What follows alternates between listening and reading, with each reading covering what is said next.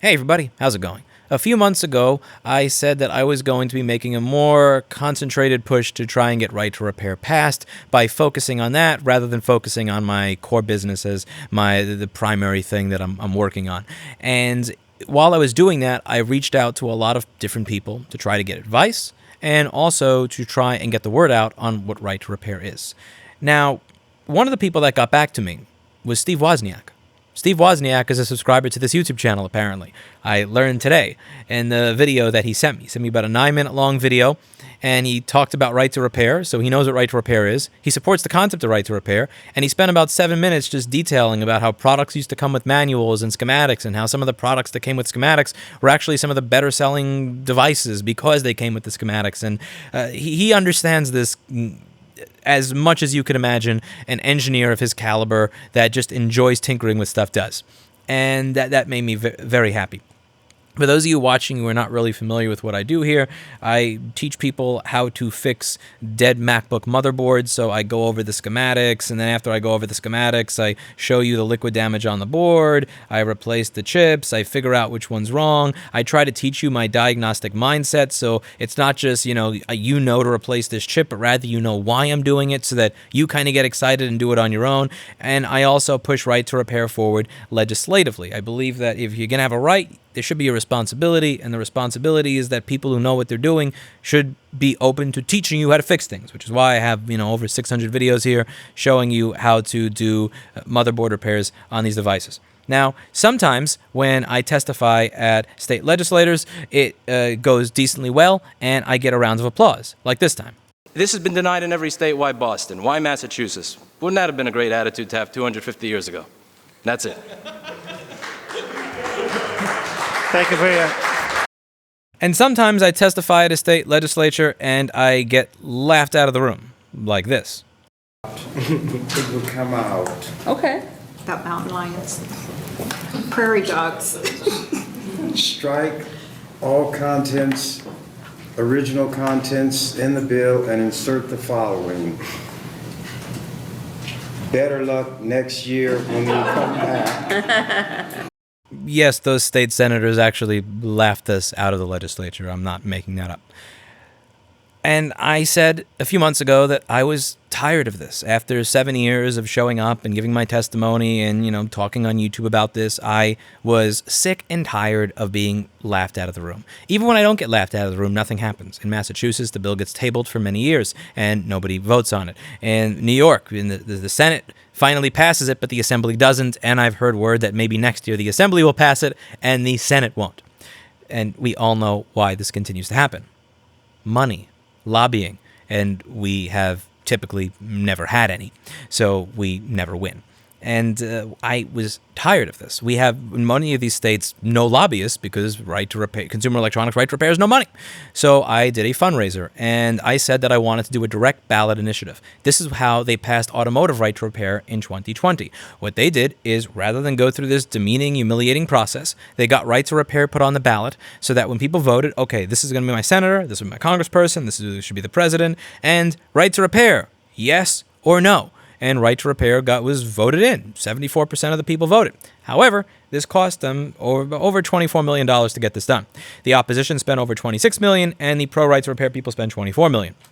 So I did a fundraiser looking to raise money to do this. I said if I raised even close to what I needed, I would do a direct ballot initiative. And if I did not raise enough to do a direct ballot initiative, then I would hire lobbyists and campaign in the states where right to repair has the best chance of passing. And we raised over $700,000. And that's thanks to all of you. And I am incredibly grateful for that. Thank you so much for that. And that wasn't enough to do a direct ballot initiative. So I announced that it wasn't enough to do a ballot initiative. So I'll be doing lobbying in all these states. That is still way better than what we had before. Because in most of these states, there was no right to repair lobbyists. There was just anti-right to repair lobbyists, and on our side of the aisle, crickets, which is why often nothing got done.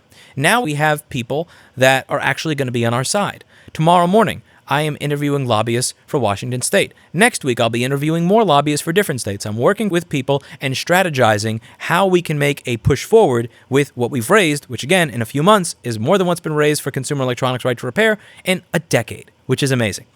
But what I said is that I was going to be taking a very aggressive approach. I also said that I was going to be leaving no stone unturned. And while I didn't raise enough to do a ballot initiative, I still thought, let's see what's possible. So I reached out to someone who had given $1 million to a right to repair related charity in the past. And I asked him, he's kind of libertarian leaning, and I said, would you be open to putting a few $1,000,000 into something that you're maybe ideologically opposed to that's being advocated for on behalf of someone that you've never met? That was my opening. And I got a chuckle. And he was open. He was like, yeah, sure, pitch me on it. So I made my pitch. I asked him what all of his concerns are. I asked for every concern that he had. I had him speak with the people who would be writing the legislation, who would be running the campaign. He had more concerns. I addressed those concerns. And at the end of it, he said he's open to putting a few $1,000,000 in. But I'm getting the same response from him that I'm getting from most other people, which is, as a sanity check, I'd like to see someone else go first. I'd like to see someone else put something in. There's a company that wants to put a few million in. He's open to putting a few million in, but they all want to see somebody else do it first. And one of the people that he wanted to see put in first was Steve Wozniak, which is what brings me here now that I know that he's a subscriber to this YouTube channel. I would believe that I was getting trolled, if not for the fact that this individual has a net worth with many more zeros than mine and is someone that has already given to a right to repair related charity. I would probably write this message off as a troll if I did not know that this person had already given $1 million to a right to repair related charity. Knowing that, it is worth it to me to make that ask publicly and say, Steve Wozniak, would you be open to contributing to a direct ballot initiative in Massachusetts if I file and open a campaign? This is a really weird way to ask. Rather than figure out what social circle you're in, how to, befriend you, have a personal relationship, go over all this stuff, I'm asking in a YouTube video, which makes no sense. And the reason I'm doing that is because there's about a few weeks left to file if I want to have something on the ballot for 2022. So if I want to have something on the ballot for 2022, I have about 2.5 weeks left to file something, which means I got to know in the next few days what I'm doing. Now, if I am not going to be able to do a ballot initiative, that's absolutely fine. If I'm not able to raise enough money to do it, if I can't get enough people on board, I can accept that.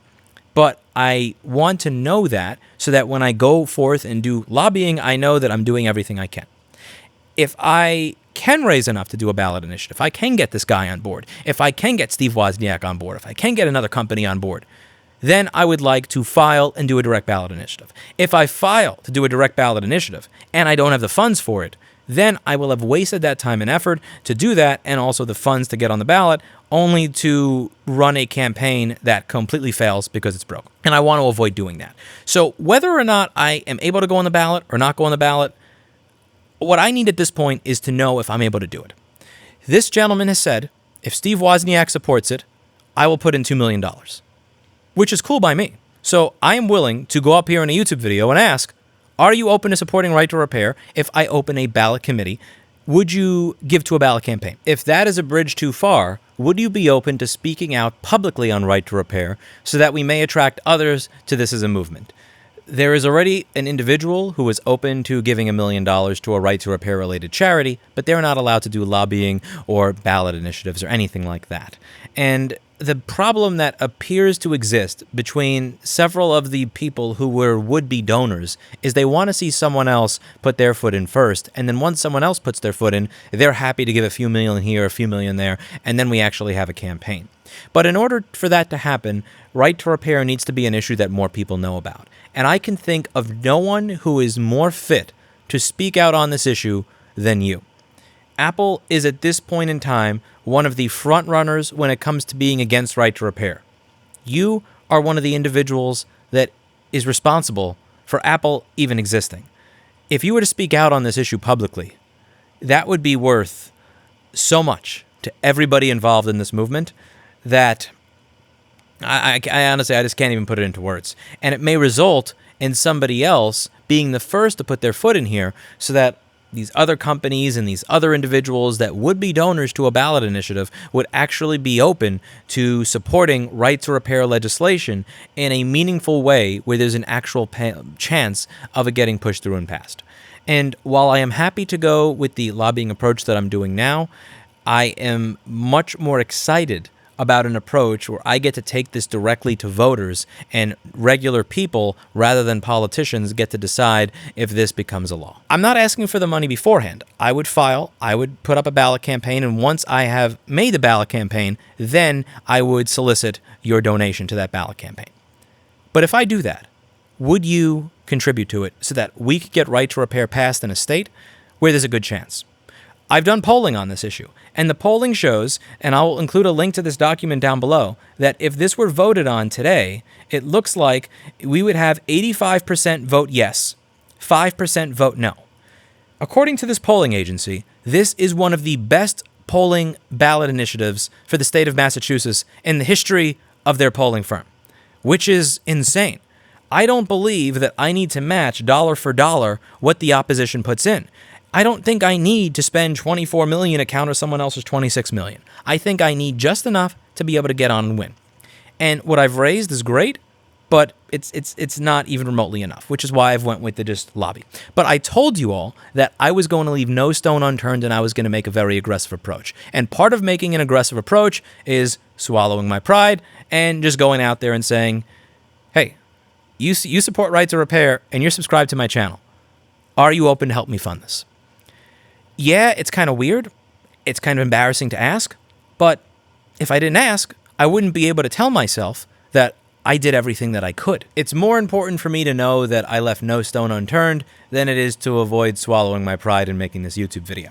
But I believe that the entire reason that we were able to raise more in a few months than most have raised in a decade to lobby for consumer electronics right to repair is because I've taken this aggressive approach, and I'm also open to swallowing my pride and just asking.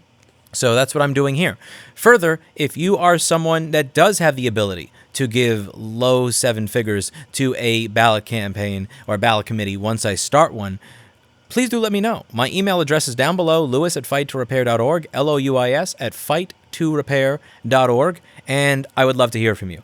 This is not something that with the very, very tight deadline where I'm going to be able to do something with, like a few dollars here, a few dollars there. I'm really, at this point, soliciting people that are multimillionaires and billionaires or large corporations that have a skin in the game when it comes to right to repair, who would be open to contributing to something like this. And at the end of the day, whether it's a yes or a no, I'm not mad, I'm not passive-aggressive, I'm not angry. I am very appreciative for everything that every single person has done. I'm just appreciative to know that Steve Wozniak has subscribed to my YouTube channel. I simply need to know which direction that I'm going in. And I was initially planning to say, okay, let the ballot idea, that's not something I was able to raise enough for. Let's create a plan to lobby in every state where right to repair has a good chance, and I'm already in the process of doing that. But I just want to make sure that before I close the door on the ballot initiative thing, which I have a very short time frame to make a decision on, that I have done everything that I could.